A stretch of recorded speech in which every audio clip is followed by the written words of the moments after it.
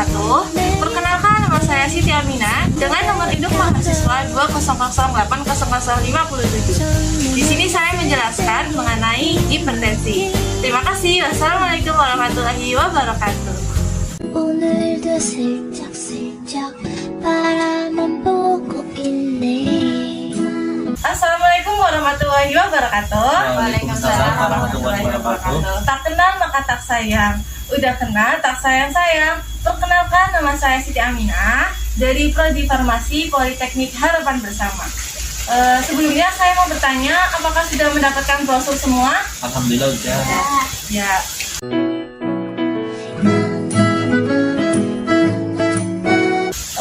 Di sini saya akan menjelaskan mengenai hipertensi.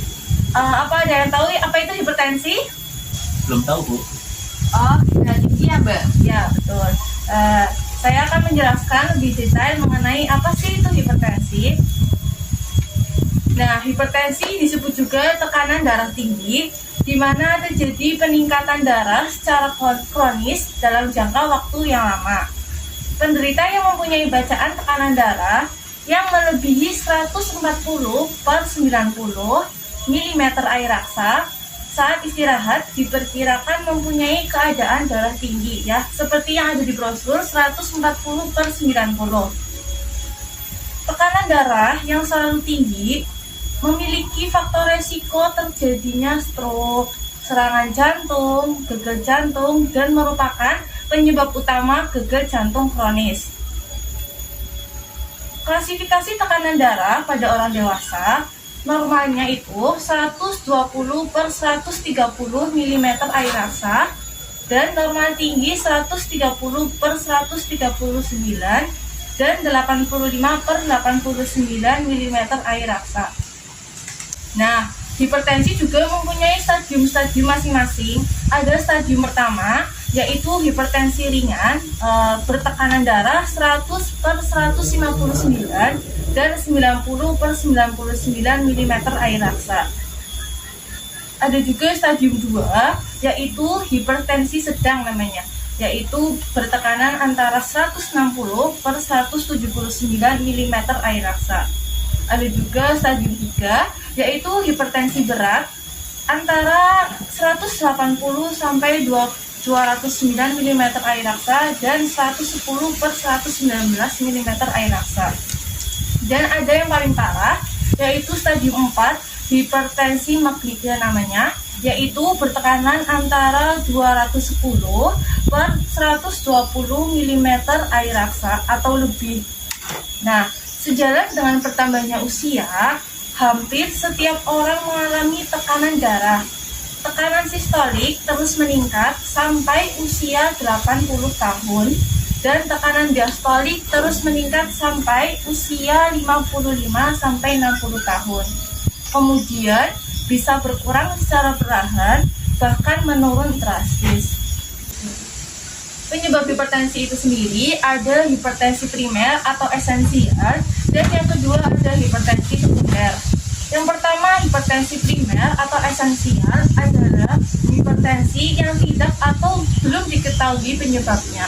Berbagai faktor diduga turut berperan, yaitu misalnya bertambahnya umur, stres, psikologis, dan hipertensi juga merupakan salah satu faktor keturunan. Dan yang kedua ada hipertensi sekunder, adalah hipertensi yang disebabkan akibat dari adanya penyakit lain. Sekitar 5-10% penyebab hipertensi ini adalah penyakit ginjal. Dan 1-2% adalah kelainan hormon, kontrasepsi oral, dan penyalahgunaan alkohol. Biasanya kan orang-orang kalau masak pasti dikasih garam kan ya? Ya. Nah, garam itu sendiri merupakan hal yang sangat sentral dalam penyebab hipertensi. Nah, hipertensi hampir tidak ditemukan pada golongan suku bangsa dengan asupan garam yang minimal. Apabila asupan garam kurang dari 3 gram per hari, prevalensi hipertensi beberapa persen saja. Berarti semakin sedikit penggunaan garam, maka persenan terkena hipertensi juga sedikit.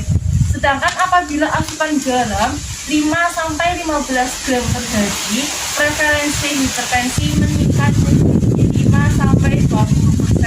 Jadi itu sangat berbahaya bagi tubuh kita masing-masing. Tapi apabila kita sehari-hari itu kurang garam juga tidak baik untuk tubuh. Jadi secukupnya saja ya, begitu. Gejala hipertensi pada sebagian besar penderita hipertensi tidak menimbulkan gejala. Meskipun secara tidak sengaja beberapa gejala terjadi bersamaan dan dipercaya berhubungan dengan tekanan darah tinggi, padahal sesungguhnya tidak. Gejala yang dimaksud adalah sakit kepala, pendarahan dari hidung, pusing, wajah kemerahan, dan kelelahan. Gejala yang mungkin timbul karena adanya kelainan pembuluh darah antara lain salah satunya mimisen, hancur darah, penglihatan terganggu karena gangguan retina, nyeri dada, lemah, dan lesu yang sering karena adanya gangguan iskemik pada pembuluh darah otak. Pencegahan hipertensi yang pertama mengubah gaya hidup sehat, yaitu dengan 4 sehat 5 sempurna, menjaga berat badan dalam batas normal, olahraga dan aktivitas fisik teratur, menghindari dan atasi stres, pengaturan diet yang tepat, dan lakukan pengukuran tekanan darah secara rutin. Nah, ini menjadi faktor utama pencegahan hipertensi, yaitu pengecekan darah minimal 1 bulan sekali.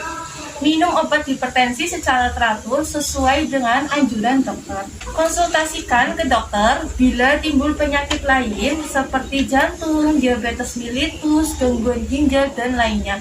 Jadi kalau kita mempunyai penyakit bawaan disertai hipertensi itu harus sering mengecek karena jika dilalaikan bisa berakibatkan fatal begitu. Cara penanggulangannya dibagi menjadi 2, yaitu pengobatan secara farmakologis dan pengobatan secara non-farmakologis.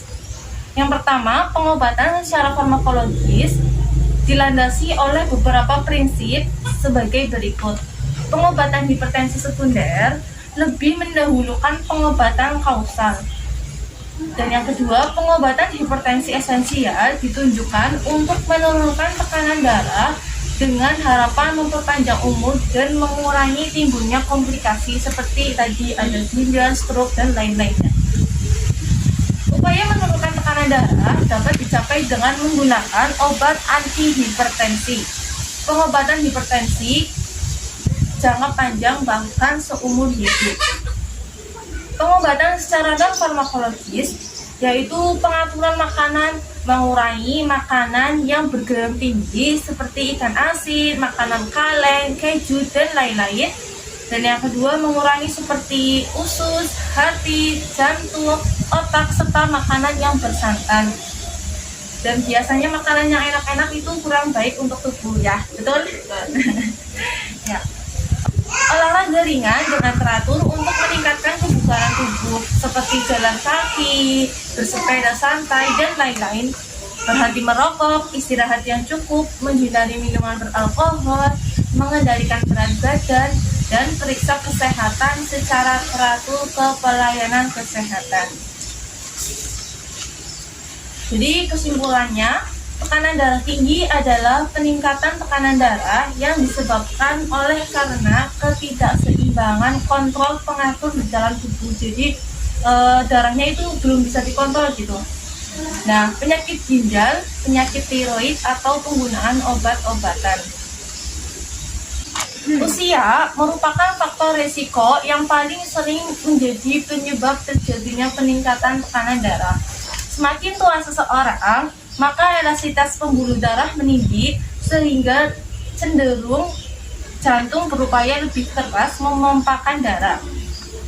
Seseorang yang mengalami tekanan darah tinggi akan menunjukkan tanda dan gejala, yaitu sakit kepala, susah tidur, telinga berdengung, gangguan penglihatan, dan kaku kucuk. Apabila hipertensi ini tidak ditanggulangi dengan baik, maka tekanan darah tinggi ini akan beresiko menyebabkan penyakit generatif lain seperti stroke, kerusakan pembuluh darah, pembesaran, dan kegagalan jantung, retinopati, hipertensi, dan gagal jantung. Nah, saran saya, mengingat akibat lanjut yang tidak dapat diduga dari hipertensi ini, maka sangat diperlukan perhatian dari berbagai pihak untuk mencegah terjadinya komplikasi hipertensi. Pencegahan yang dapat dilakukan diantaranya adalah pengaturan diet pada klien dengan hipertensi, yaitu diet rendah garam dan rendah lemak. Nah, sampai di sini apa ada yang ingin ditanyakan? Ya, saya ingin bertanya Mbak, Ya. bagaimana sih cara mendeteksi hipertensi pada anak? Baik, terima kasih atas pertanyaannya. Saya akan menjawab. 있게 해줘요. Bagaimana sih cara mendeteksi hipertensi pada anak? Sekitar 3,5% anak-anak ditemukan memiliki darah tinggi. Maka perlu pendeteksian sejak dini dimulai pada usia 3 tahun. Proses pengukurannya sebenarnya sama saja seperti orang dewasa. Namun yang membedakannya, pengukuran anak-anak dengan orang dewasa ialah mendiagnosis tekanan darah pada si kecil akan lebih sulit. Hal ini dikarenakan hasilnya terus berubah seiring dengan bertambahnya usia dan ukuran tubuh. Begitu. Apakah sudah jelas? Sudah jelas Mbak? Ya, baik. Selanjutnya apa ada yang ingin ditanyakan? Berarti makanan yang nggak enak itu sehat? Ya, terima kasih buat pertanyaannya.